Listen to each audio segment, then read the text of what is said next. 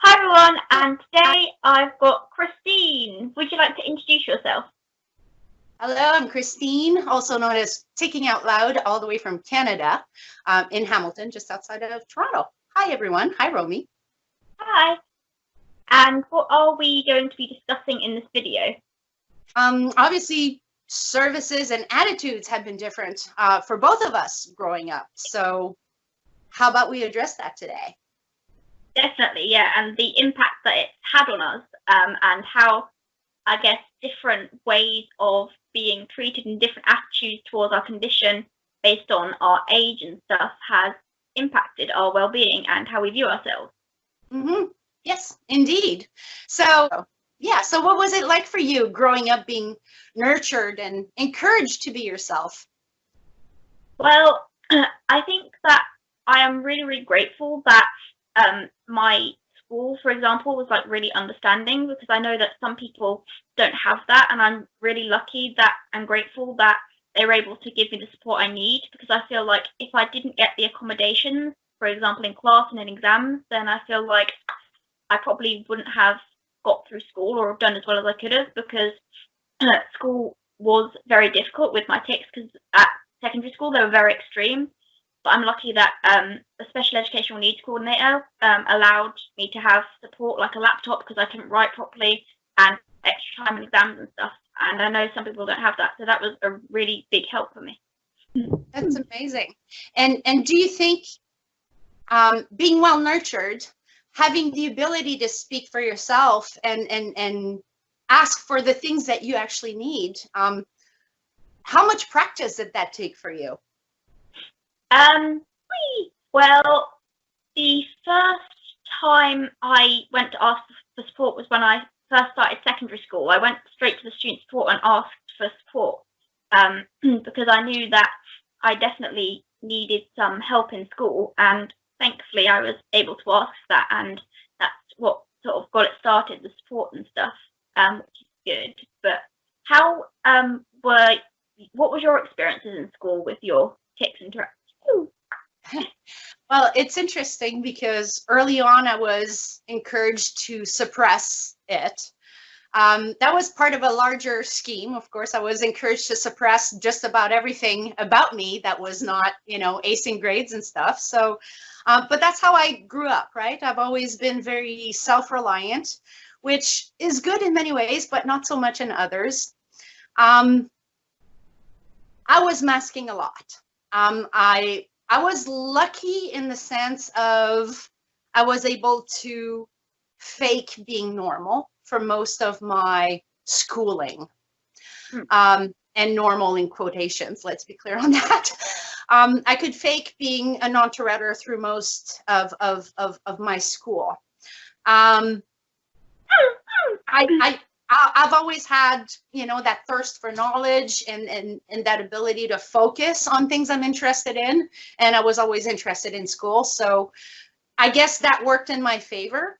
But it didn't do so well on the Touretter side of things, right? So what I learned early on is that it's not good, hide it, stop it, it's ugly. So, yeah. Yeah, it's like really, really sad to hear about people's stories when they're told to suppress, because, like, of course, depression is really uncomfortable and leads to rebounds where it gets more severe later on, and also the other symptoms that come, and it's probably also really damaging to somebody's self-esteem if they're told this part of you isn't acceptable, stop. So that's really upsetting to hear about that sort of thing. As sad as my narrative is, it's not unique. And, yeah. and that's sadder than anything else, that it's not a unique narrative. When we start early on, when we internalize early on that whoever we are is not good, as you say, it's like, hide this. This is a part of yourself that's not right. Hide it. This is bad.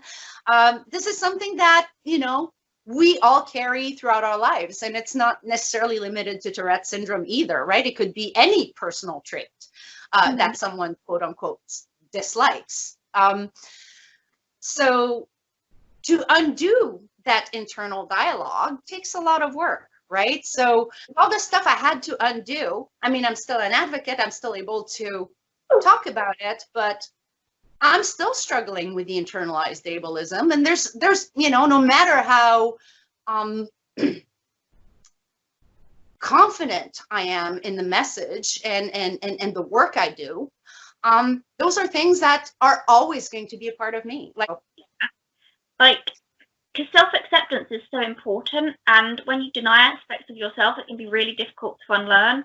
And also, like, when you're told to hide it or suppress, it can lead to subconscious suppression where you're suppressing and don't even realize it. Because I had that at a very young age, but thankfully I was able to unlearn it at a young age as well. And then also self-doubt. Some people will sort of have these thoughts, be like, am I really faking it or something? So I feel like it could lead to that. There's an aspect of self-doubt and stuff. I can imagine that could be, the self-doubt and subconscious suppression could be really bad if somebody isn't nurtured, and if somebody's told this is a bad thing, this, you have to stop it, then yeah, it must be really difficult.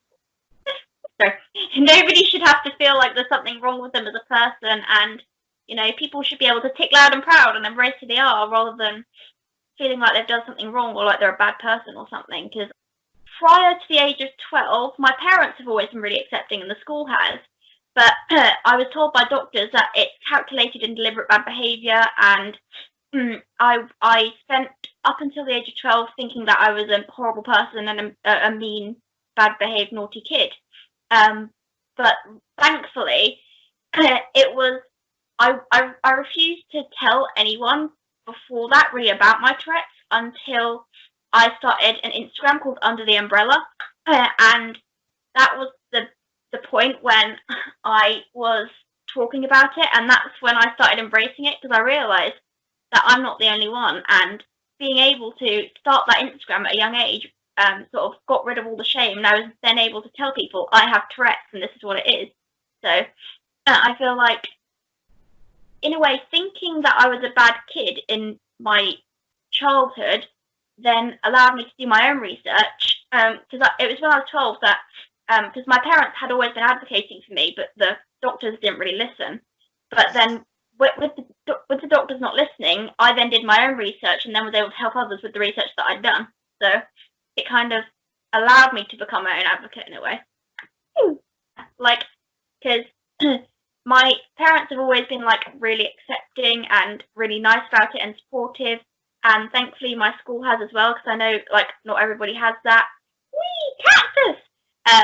But I feel like because my parents were also advocating for me, I knew that I could also advocate for myself as well. So it is so important to have parental support and of course school support as well, because when you're in an environment that you're accepted, you're kind of understood, you're given the support you need, it makes you feel as part of a community and you're not segregated.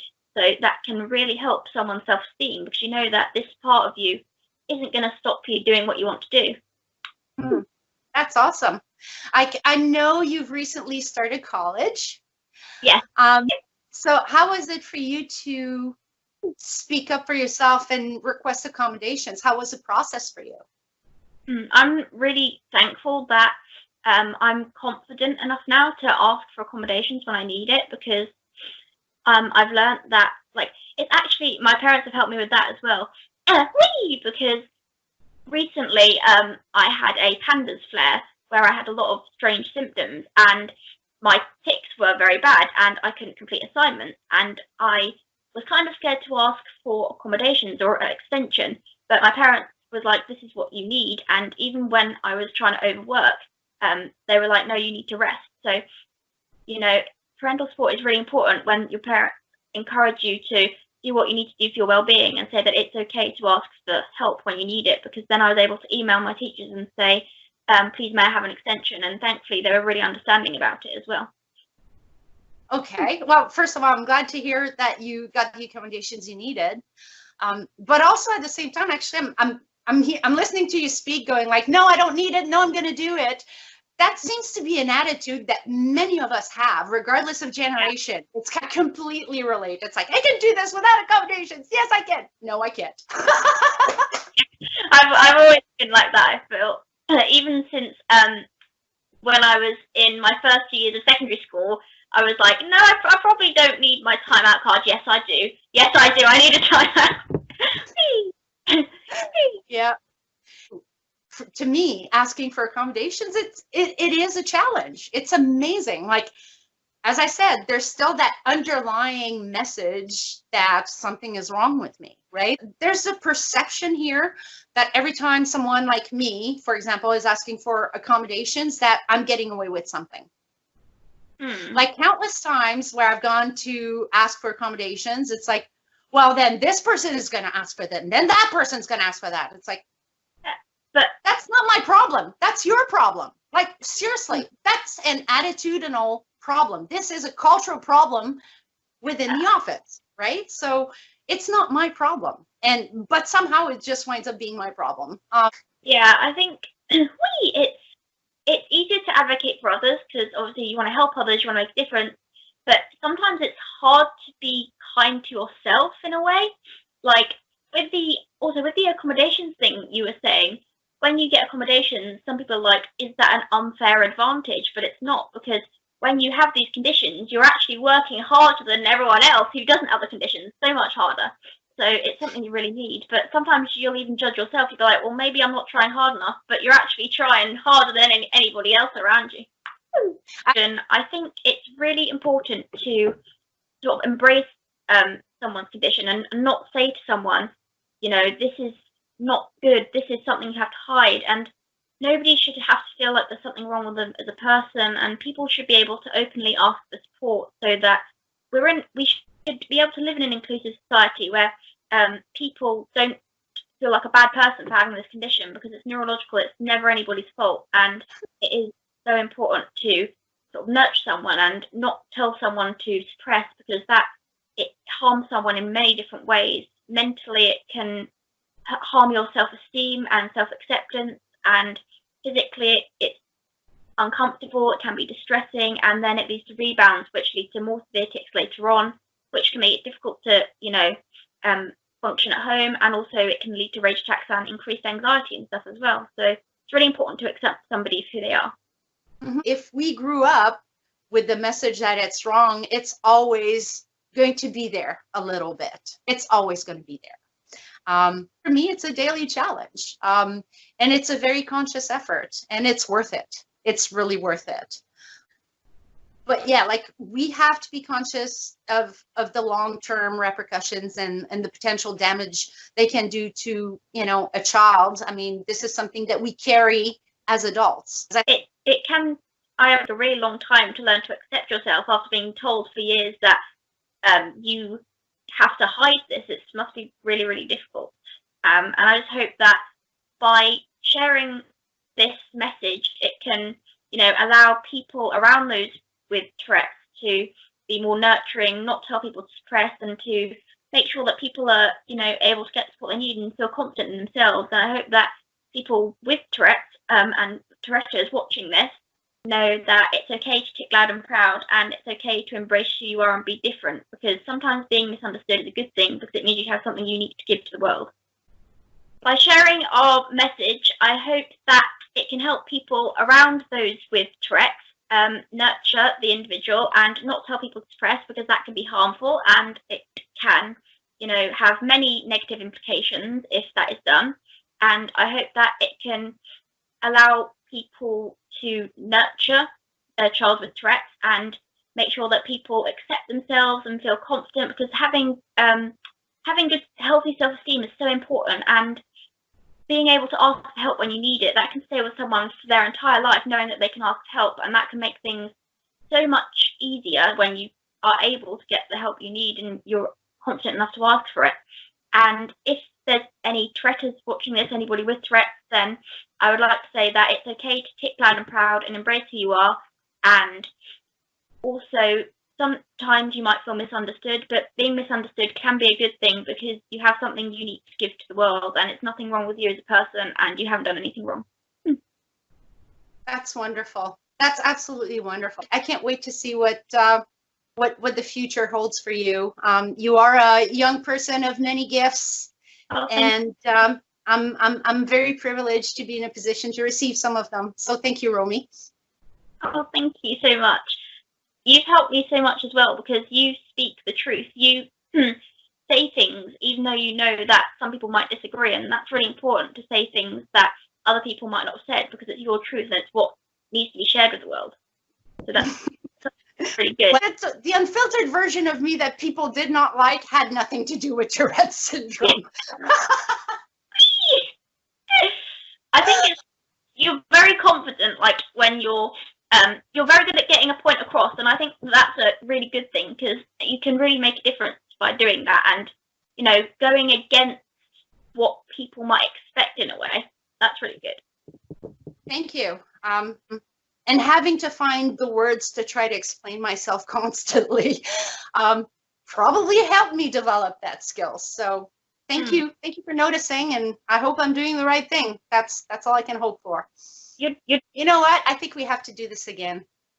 Should we talk about the terminology of treatment versus management?